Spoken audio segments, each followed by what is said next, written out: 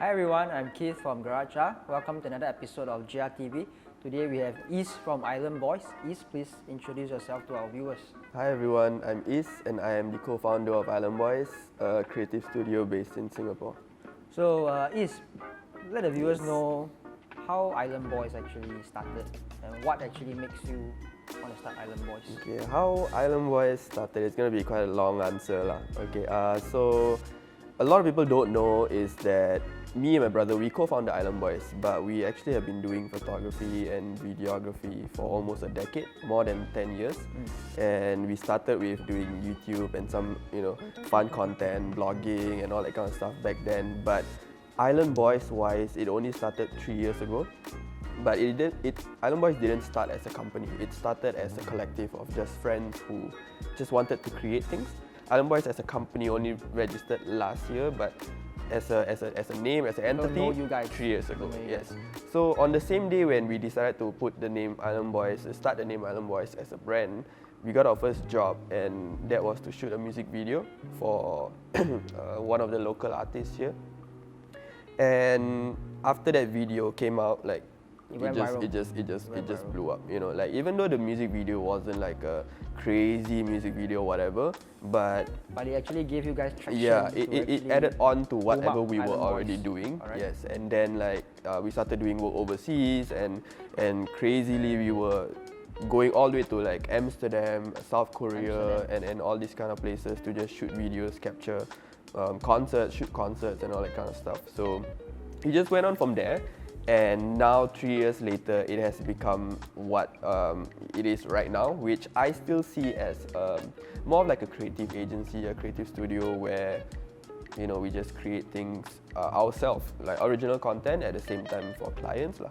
So with this said, definitely there will be like ups and downs for Island Boys. When was the most memorable, or I would say the most fun times? Most fun time I think was when we went overseas. So we were given a chance to document CK, the Korean rapper. Yeah, CK the Korean rapper, and also Woody Gochild on a tour called the Flip Tour. So it was a Southeast Asia tour, and we were flying all the countries with them. We were just having so much fun, just creating content without limits. And I think that was the best time of our lives. That's it. I heard that you had a contract or a new upcoming job with Hypebeast. Yes. Looking forward to it. I mean, it's a wonderful opportunity. So we were given a chance to shoot something together with Hypebeast and work collaboratively with the company to produce a video. I can't name the client and whatever, but it has been it's been a dream because I've been reading their magazines, I've been buying their stuff, everything. I've been following them. I started blogging because of them. I started doing a lot of things because of brands like Hypebeast and all this. So being able to see that Hypebeast meeting with Island Boys, so it's just like magazine or whatever. It's crazy because it is a dream come true for me lah. I also heard that you changed your car color. Yes, of course. What was that color? Arthur Wong, are you watching this? So Atacama yellow. So I've been looking for that specific yellow for a very long time. And way before I even bought a car, I've been asking people, like, oh, what yellow is this? What yellow is this? Even when I go to ECP or Kallang or all these kind of places, and when I see a yellow car, I'll just walk up to the owner. They're like, hey bro, what color is your car? And most of them will just tell you like, oh, this is the color, but they won't exactly tell you the code and whatnot, right? And then I actually went to Garage R and I met Atta, and I was scared. I walked up to him and I was like, hey Atta, can I just ask you a question? People scared of you, Can I just ask you a question? What color is this yellow? Because it's the perfect yellow. And he's like, Atacama. Orangey, slightly deeper yellow. And he was like, Atacama yellow, bro. BMW Atacama yellow. And I was like, wow, really? And he's like, yeah, BMW Atacama yellow. I straight away turned around, I googled, saw the exact color. I'm like, this is it. So the color brought you to Garage R. For that, I actually sent my car to Garage R for pre-purchase inspection. Because the guy was like, we can send the car to my own workshop. I'm like, no, I will only want to send to Garage R. And I remember texting, and it was Lester. I think it was Lester or Elton who was texting me. And I was like, hey bro, I'm sending my car in. Can you please help me check? And what I like about that pre-purchase inspection that made me buy the car is because of the detailed listing that Lester sent me of what's wrong with the car. And he didn't just say, oh, don't buy this car, or you can buy this car. So he actually gave me a listings of like, if you buy this car, this is what I would recommend you to change. But it was not in a hard selling way. He was like, you need to change this, maybe the radiator stuff, the cap, and all this kind of stuff. Just the things that will help you drive better after you purchase the car. And like I said, he wasn't hard selling. He was like, you either need to change it, if not your car break down. Thank you for joining us today. To check out Island Boy's work, please click on the link below.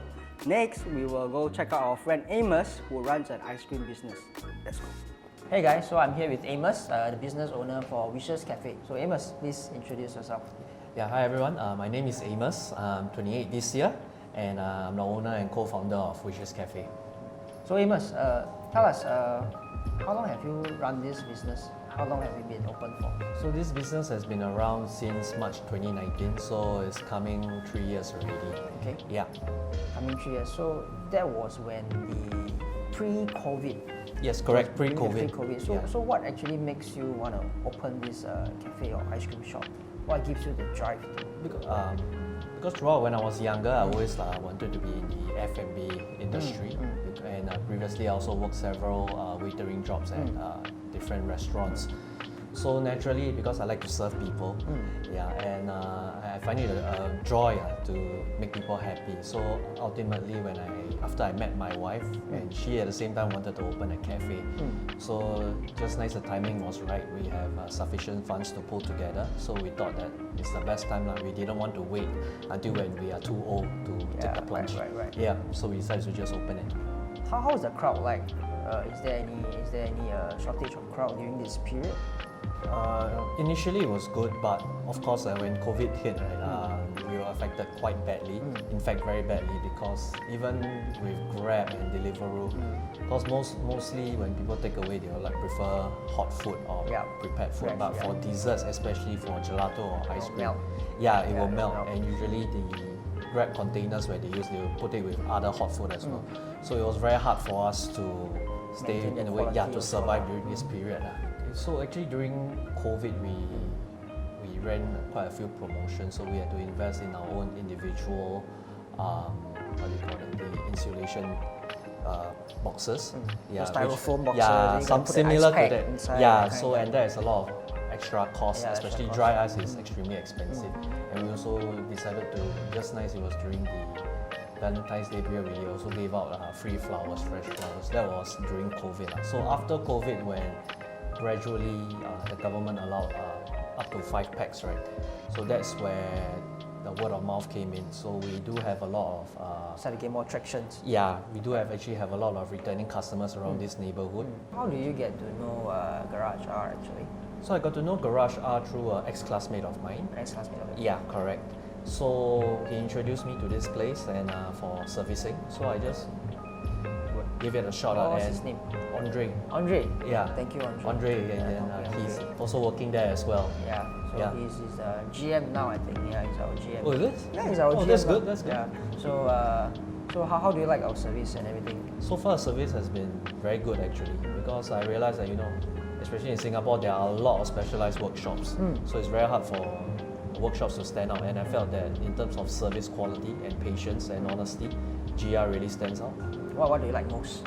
They are very prompt, and especially when I have a lot of issues or questions, because sometimes around 8 p.m. or 9 p.m. then I can reply, and when I reply during this timing, Andre and the rest of the service staff will still reply me back after work hours, and I appreciate that a lot. Right. Thank you for your support, Amos. Is there anything you would like to say to our viewers? So I understand these are trying times, not just for us business owners, but for everyone as well. But I sincerely hope that you can come down and give us the support. We are a small place, and we strive to, just like GR, we strive to give the best service to everyone possible. So yep, and thank you Team GR for featuring us as well. Hope everyone stays safe.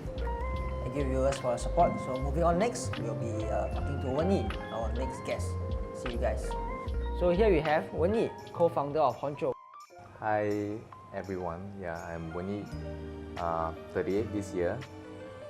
I am a co-founder for Honcho and a few other establishments in Singapore, primarily all F&B based and hospitality. Thank you for having me. Tell us more about this new venture, this building of yours. I heard it's a Japanese fusion bistro. So we wanted something that is more inclusive. I think that the key is not about the cuisine that we serve. The key concept of this place is to be a place that A people place. Yes, inclusive, right? We want to give tribute to local talents. We want this place to be somewhere where, when you next time, right, when you hear Honcho, you remember, oh yeah, their art installation is done by our local talent, Fang Studio, Sam Low, right? You want to know that our bespoke cocktail is done by Noreen, who is the top 5 bartender in Singapore, female bartender. So Honcho, I can say, is the heart of Singapore talent, bringing them together. We certainly yearn to be that, So this is Honcho, and it's a multi-concept establishment. So here we are at the basement. It's called Social. So Social at Honcho is basically a members-only bar. So our members can get priority access to this bar and as well as exclusive events when it happens. And for the first floor, later on you'll be taking a tour. Yep. First floor is a very modern Japanese fusion kind of restaurant, which also feature, I think it's a pretty nice alfresco area, right? Which serves Japanese omakase, fusion omakase. And I think the contrast to what other people is doing out there, right? We are serving our omakase with cocktail fusion. So different cocktail paired with different food dish. So this is something interesting as well. I think you guys might be interested. And the rooftop is more of a very easy, very I think you go there, it's fast free. Any day, any kind of outfit, Just go up, chill, have a cold beer. you want to let yourself loose, you go up there, order the izakaya style food. So we have a lot of grilled food, sticks and all, and of course some nice mains as well. Sake, craft beer. So craft beer is also local. Yeah. So this is Honcho, and the rooftop is called Jo. Jo means sun, Chinese character sun for in Japanese. Yeah. So rooftop. Alright. So these are the 3 concepts in one location. So yeah, this is Honcho. So let's talk about yourself. What other hobbies do you have? I think motorsports is a pretty new hobby to me. I love cars, but I never been in motorsports until I met Arthur Wong. He's a Influencer. He's an influencer. Yes. He's an influencer. Very. He's a great salesman. So if I'm not wrong, your car color is now yellow. Yes, it's yellow. So it's a feng shui color. I fell in love with this Porsche's racing yellow. Aesthetically wise, you changed the Mugen kit. Yes, after I did the respray and all that, it's pretty much, it looks like a new car already. So after that, it's all the fine tuning of the parts, and then the last stage was to Mugenize the whole thing. That was To join the whole gang. that was crazy as well. Mugen gang. Yeah. Yeah. Yeah, so the car is what it is now. So later on, I'll show you around. Right. Yeah. So thank you guys for watching this episode of GRTV. Wenyi, do you have anything for the viewers? Yes, in fact, thank you guys for having me. Cheers. And if you're watching this, this is completely impromptu. It's unpaid, and I'm doing this because I think it's a good way to reciprocate to what Garage R have, you know, what kind of service Garage R have provided me over the past couple of years. It's really second to none. I mean, if you're looking for a place that you can pamper your car